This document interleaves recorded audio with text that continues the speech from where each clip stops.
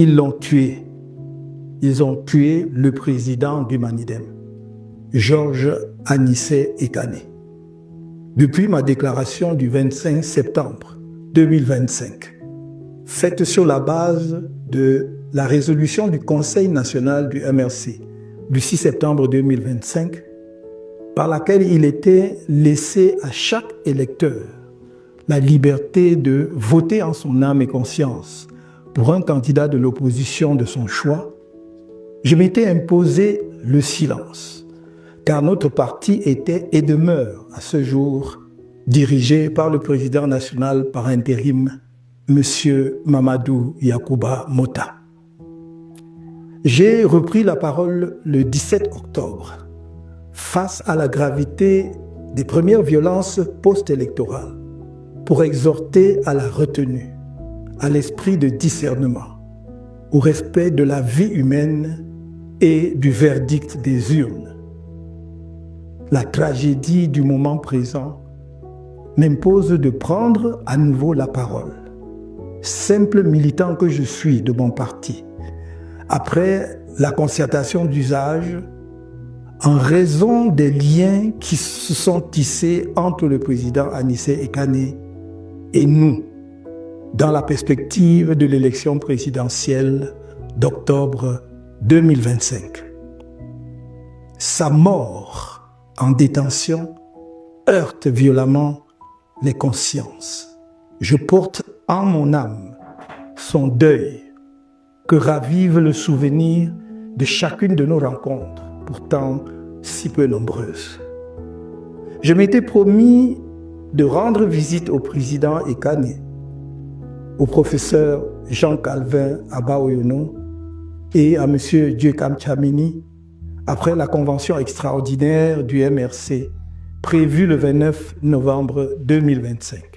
Ce jour-là, j'ai convenu avec quelques-uns des avocats qui accompagnent ces détenus politiques de faire cette visite hier lundi 1er décembre 2025 à 9h.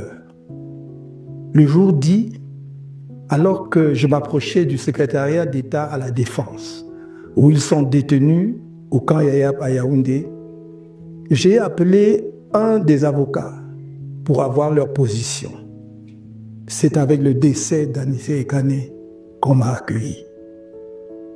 Le président Georges Anissé Ekane a été assassiné par la haine de Maurice Kamto, l'exécration du MRC, la détestation d'Issa Chiroma Bakari, le mépris de la démocratie et l'angoisse du changement.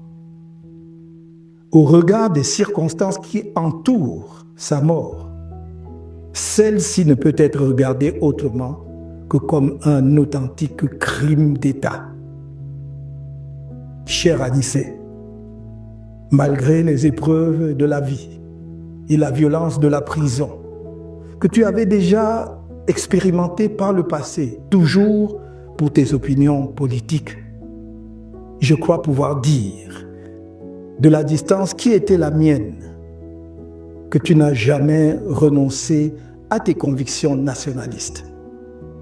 Je parle de ton attachement profond à un Cameroun véritablement libre, souverain et soucieux du bien-être de tous ses enfants.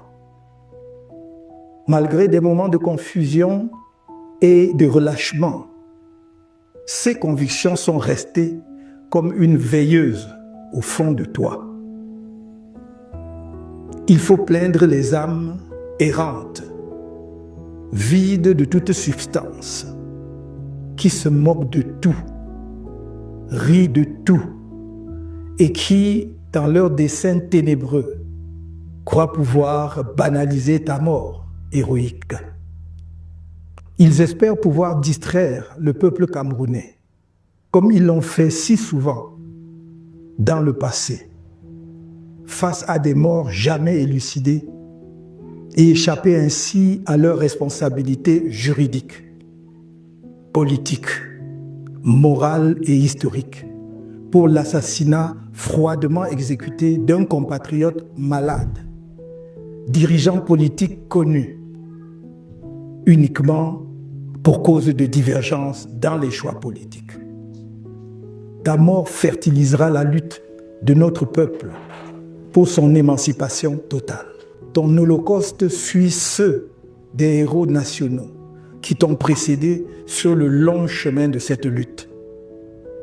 Tu inaugures une nouvelle page du martyrologue camerounais, celle de l'assassinat en détention de leaders et militants politiques camerounais par des Camerounais. Sur les uns et les autres plane désormais le même spectre de la mort, par la main noire du règne des ténèbres. À qui sera le tour suivant? Pour ma part, comme toi, je suis né ici, je vis ici et je mourrai ici. Si le pire devait arriver, nous l'attendrions ici, dans la dignité. Et les humiliations répétées n'y changeront rien. Cher Anissé, ta mort inaugure une nouvelle phase de la lutte, celle où les Camerounais sont revenus de toutes leurs illusions, mais où leur ardeur sera décuplée afin que tu ne sois pas mort en vain et qu'ils aient un jour l'occasion de célébrer ta grandeur d'âme, le panache avec lequel tu as quitté la scène au terme d'un parcours remarquable en cette année 2025. Car de la grandeur, tu nous en as montré. Au moment où nous t'avons approché pour obtenir l'investiture du Manidem à l'élection présidentielle d'octobre dernier, alors que tous avant toi avaient exigé de l'argent, on en est resté ensemble sur les idées. Et tu fus manifestement sensible à l'appel de l'histoire. Lorsque je me fis auprès de toi l'écho de cet appel, j'ai pu noter à quel point il a résonné en toi. Mais je ne pouvais me douter que tu entrerais aussi vite au panthéon des martyrs de la lutte du peuple camerounais. On se préparait à te poser des lauriers bien mérités le moment venu. Maintenant que la vie t'a été arrachée sans pitié à la lutte, ceux qui exécutent la danse macabre dans notre pays croient en leur victoire éternelle. Mais notre lutte commune, celle de tout le peuple camerounais, se poursuivra, plus puissante que jamais, sur des générations encore s'il le faut, mais elle aboutira. La paix de ton visage que j'ai contemplé lundi matin sur ton lit de mort est le serment que tu nous en donnes. La lumière brillera sur le Cameroun, inéluctablement. May your soul rest in perfect peace.